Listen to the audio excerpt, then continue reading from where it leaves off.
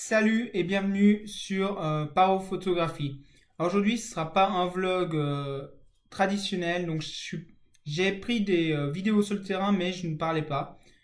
Donc je vais juste vous faire passer quelques minutes d'une randonnée que j'ai fait au sud de l'Allemagne, près d'Oberstdorf. Je vous montre juste où c'est. Donc vous voyez, ici, on a le lac de Constance, qui fait la limite entre la Suisse, l'Autriche et l'Allemagne. Ici, on a donc le sud de l'Allemagne, on a Oberstdorf et on a fait 3 jours de marche dans le Allgäuer Hochalpen. Très très joli endroit si jamais. On a eu une météo qui était pas très très bonne. Le premier jour, ça allait, mais en fin de journée, on a eu des orages. Deuxième jour, on était principalement dans le brouillard. Et le troisième jour, on était complètement sous la pluie. Donc là, j'ai vraiment pas fait de photos. Donc je vous laisse avec maintenant une vidéo de quelques minutes montrant donc cette marche et les photos qui en ont résulté. Et je vous explique juste après pourquoi lorsque l'on n'a pas de beau temps avec soi, qu'on va pas avoir un beau coucher de soleil, qu'on va pas avoir un beau lever de soleil, pourquoi ça vaut le coup de passer ces photos en noir et blanc. Allez, à tout de suite.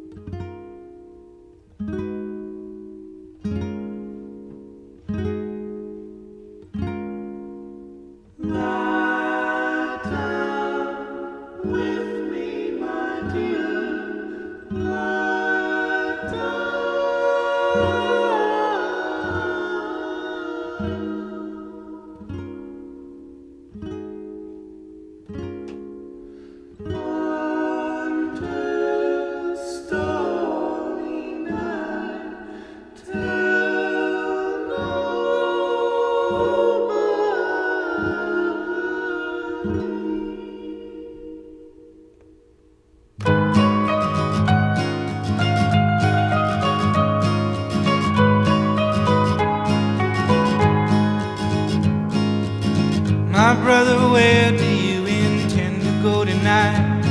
I heard that you missed your connecting flight to the Blue Ridge Mountain over near Tennessee.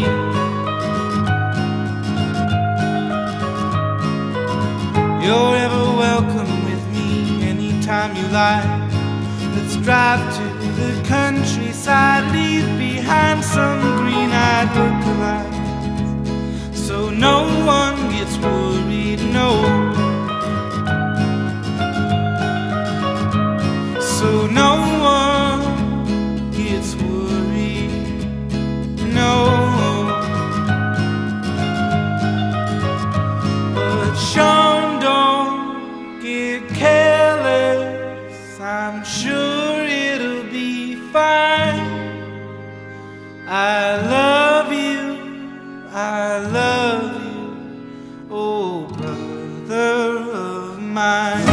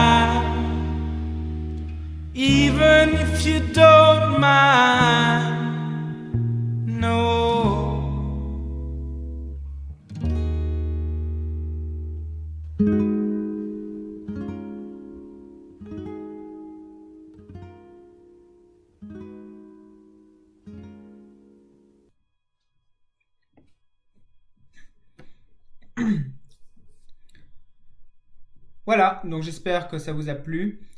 Donc c'est vraiment un très très joli donc c'est vraiment un très très joli endroit. On peut y trouver pas mal de faune, des bouquetins, des marmottes qui sont assez peu farouches. Et on est assez vite dans un milieu alpin, bien qu'on soit au début des montagnes. On est vite au-dessus de 2000 mètres et c'est vraiment des vues assez sympas, c'est très sauvage, peu d'habitation. Donc dans un premier temps, je vais vous montrer deux photos qui ont été prises le jour 2. Donc celle-ci et celle-ci. Et donc pourquoi je les ai passées en noir et blanc? Eh ben, c'est parce que bien entendu, il y a beaucoup de bruit. Donc voici à quoi ressemble la photo de base. C'est assez fade, les couleurs ne sont vraiment pas là présentes, on a vraiment ce brouillard qui est omniprésent. Et donc, je suis passé en noir et blanc. Et là, tout de suite, on peut voir pour moi que c'est plus intéressant. Mais ce qui est intéressant avec le noir et blanc, c'est qu'on peut vraiment forcer un peu sur les réglages sans que ça se voit trop. Donc j'ai rajouté du blanc parce que je trouvais que le voile était un peu gris. J'ai rajouté du noir. J'ai rajouté de la clarté.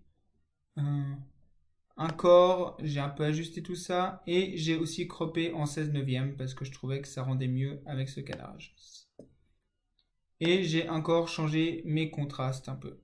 Et voilà, pour moi, en cas de brouillard comme ça, la photo rend beaucoup mieux en noir et blanc parce que, encore une fois, on peut pousser ces réglages. De même, avec la photo numéro 2. Donc, vous voyez, c'est une photo, il n'y a pas grand chose. Donc le but, c'est de montrer un peu le côté mystique de cette brume. Et donc, là, nouveau, une photo.